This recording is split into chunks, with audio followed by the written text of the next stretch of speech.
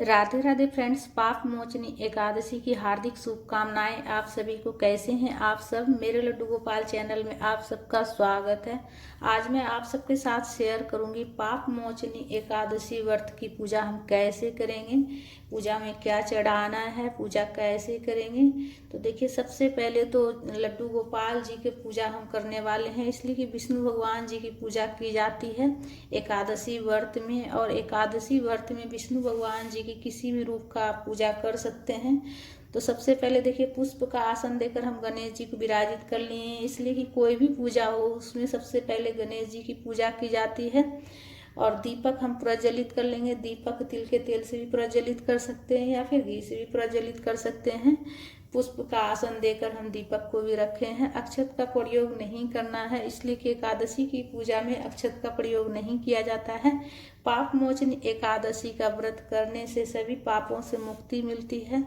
जाने अनजाने में जो भी पाप हमने किए हैं वो सारे जो है ना पाप नष्ट हो जाते हैं और हमें उन सभी पापों से छुटकारा मिल जाता है जो भी हमने जाने अनजाने में पाप किए हैं पाप मोचनी एकादशी का व्रत करने से। तो सबसे पहले देखिए, पूजा के लिए हमने एक प्लेट लिए हैं स्टील का, किसी भी धातु का आप ले सकते हैं, स्टील का, पीतल का या फिर तांबा का। उसमें हमने पीला वाला चंदन से हमने स्वास्तिक बना लिए और पुष्प का आसन देकर हम फिर लड्डू गोपाल जी को विराजित करेंगे, स्नान कराएंगे। तो देखिए, पाप मोचनी एकादशी के दिन विष्णु भगवान के किसी भी रूप का आप पूजा कर सकते हैं। अगर आपके यहाँ लड्डू गोपाल जी हैं तो आप लड्डू गोपाल जी की भी पूजा कर सकते हैं, इसलिए कि लड्डू गोपाल जी विष्णु भगवान जी के ही बाल स्वरूप हैं। तो इसीलिए से विष्णु भगवान जी किसी भी रूप का आप पूजा कर सकते हैं। उसके बाद देखिए, उस दिन आप गंधोदक स्नान करा सकते हैं, पंचामृत स्नान करा सकते हैं लड्डू गोपाल जी को। तो सबसे पहले स्वच्छ जल में गंगा जल मिलाकर स्नान करा लेंगे। उसके बाद देखिए, हल्दी से भी आप स्नान करा सकते हैं। तो देखिए, हल्दी मैं ली हूँ और उसमें जल मिलाकर हम हल्दी से स्नान करा रहे हैं लड्डू गोपाल जी को। हल्दी से स्नान करा सकते हैं, पंचामृत से गंधोदक स्नान करा सकते हैं। आप ओम नमो भगवते वासुदेवाय मंत्रों का जाप करते हुए अपना पूजा आप संपन्न कीजिएगा।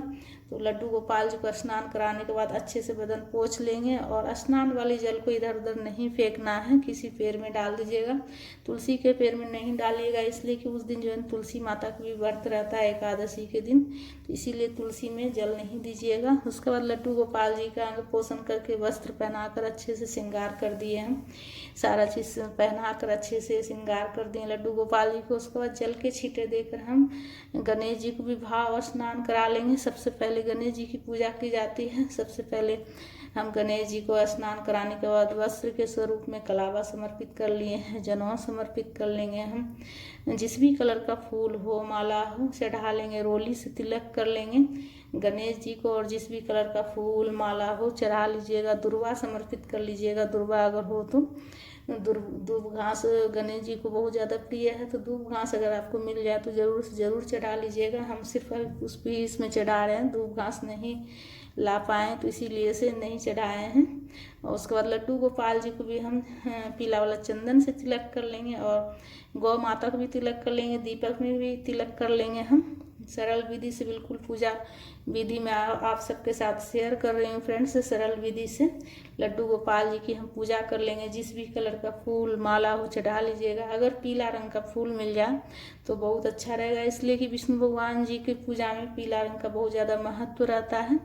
ऐसे तो देखिए, लड्डू गोपाल जी की पूजा अगर आप करते हैं तो आप कोई भी कलर का वस्त्र उनको पहना सकते हैं, इसलिए कि छोटे बालक का रूप होता है विष्णु भगवान जी का। लड्डू गोपाल जी का रूप जो है छोटे बालक का रूप है, तो सभी रंग लड्डू गोपाल जी को प्रिय है। तो आप कोई भी रंग पहना सकते हैं, कोई भी शुभ कलर आप पहना सकते हैं। तुलसी की माला हो तुलसी की माला पहना दीजिएगा, नहीं तो आप तुलसी का जो तुलसी दल जो होता है, तुलसी पत्ता, वो भी आप प्रभु चरणों में समर्पित कर सकते हैं। तुलसी पत्ता आप तुलसी एकादशी के दिन नहीं तोड़िएगा तुलसी पत्ता, इसलिए कि एकादशी के दिन तुलसी नहीं तोड़ा जाता है। सबसे पहले हम जल का भोग लगा लेंगे गणेश जी को और लड्डू गोपाल जी को, और गणेश जी को भी भोग लगा लेंगे हम फल का, और लड्डू गोपाल जी को भी हम फल का भोग लगाएंगे।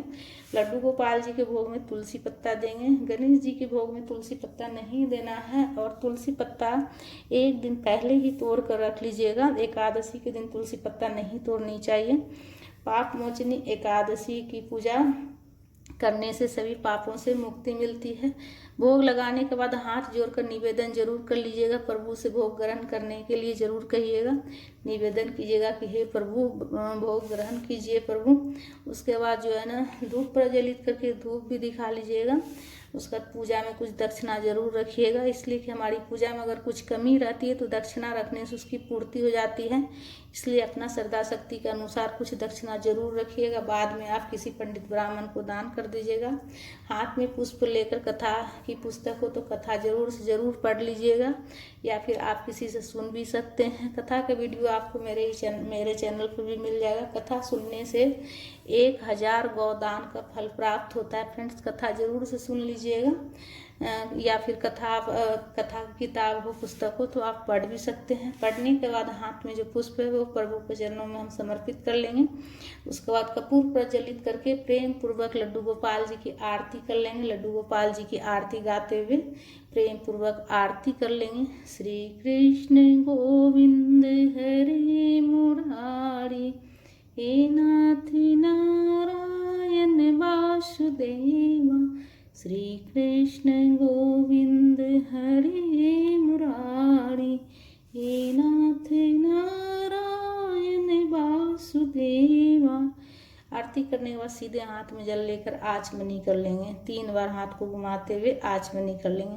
आचमनी करने के बाद ही पूजा पूर्ण होती है। सबसे पहले प्रभु से क्षमा याचना करेंगे। पूजा में हुई गलतियों के लिए, जाने अनजाने में जो भी गलती हो जाए पूजा में, उसके लिए क्षमा याचना करेंगे।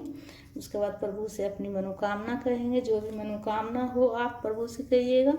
पूजा करने के बाद प्रसाद पूरा परिवार ग्रहण कीजिएगा, और जो पूजा में दक्षिणा चढ़ाए हैं वो किसी पंडित ब्राह्मण को आप दान कर दीजिएगा। फ्रेंड्स, हमारा ये वीडियो आप सबको कैसा लगा? अगर अच्छा लगा है तो लाइक ज़रूर कर लीजिएगा, और कमेंट में विष्णु भगवान जी की जयकारा जरूर से ज़रूर लगाइएगा। और चैनल पर अगर नए हैं तो सब्सक्राइब जरूर से ज़रूर कर लीजिएगा, और कमेंट कीजिएगा, लाइक कीजिएगा, शेयर कीजिएगा।